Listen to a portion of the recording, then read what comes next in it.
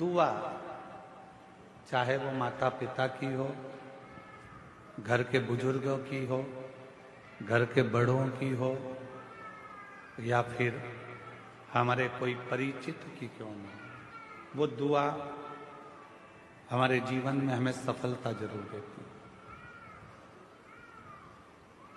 हमें सुख जरूर देती है।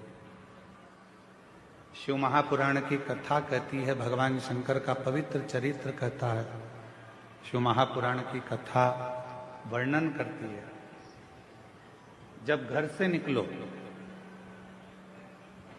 दो काम जरूर कर कर निकलो।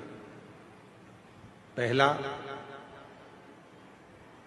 घर में जो भगवान का मंदिर है, घर में जो भगवान का देव स्थान है, देवालय है, शिवालय है, उसको नमन करो, प्रणाम करो, विनय करो।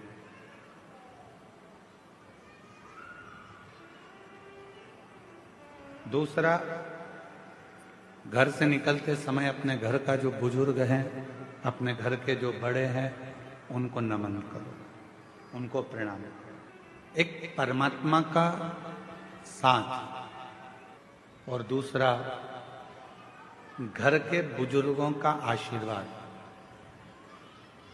जब हमारे साथ चलता है तो निश्चित है उसका फल हमको मिलता जरूर है। कहीं विघ्न में हम पड़ रहे हैं, कहीं विघ्न में हम गिर गए हों, पड़ गए हों, तो उस विघ्न से निकलने के लिए घर के बुजुर्गों का आशीर्वाद और महादेव की कृपा, ये दोनों ही हमारे लिए श्रेष्ठता देते हैं। एक होता है तराशना और दूसरा होता है तलाशना।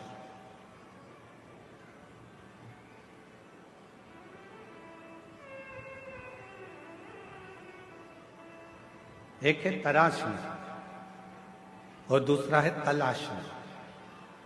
हम तलाशते रहते हैं, ये वो सब ढूंढते रहते हैं, और तराशने में क्या करते हैं कि हम कुछ ना कुछ बनाने का प्रयास करते हैं, कुछ निर्माण करने का प्रयास करते हैं, कुछ अच्छा करने का प्रयास करते हैं।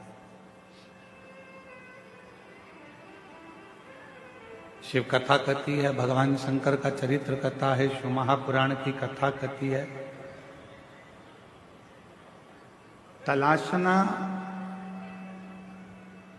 संसार में आकर हर व्यक्ति जो इस मृत्यु लोक में जन्म लेता है, पृथ्वी पर जन्म लेता है, वो कुछ ना कुछ तलाशता ही रहता है।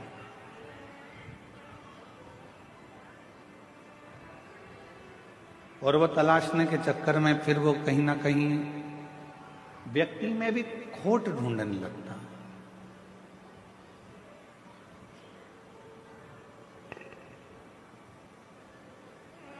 व्यक्ति में भी बुराइयां ढूंढने लगता है। क्यों?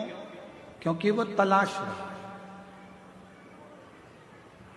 यदि वो तलाशता नहीं और तराशने का काम करता, खुद को संवारने का, खुद को सुधारने का, खुद को श्रेष्ठ बनाने का कार्य करता, तो दुनिया में फिर कोई उसको बुरा नजर ही नहीं आता, सब श्रेष्ठ दिखते और वो अपनी जिंदगी को भी श्रेष्ठ बना बैठता, वो अपने जीवन को भी श्रेष्ठ बना।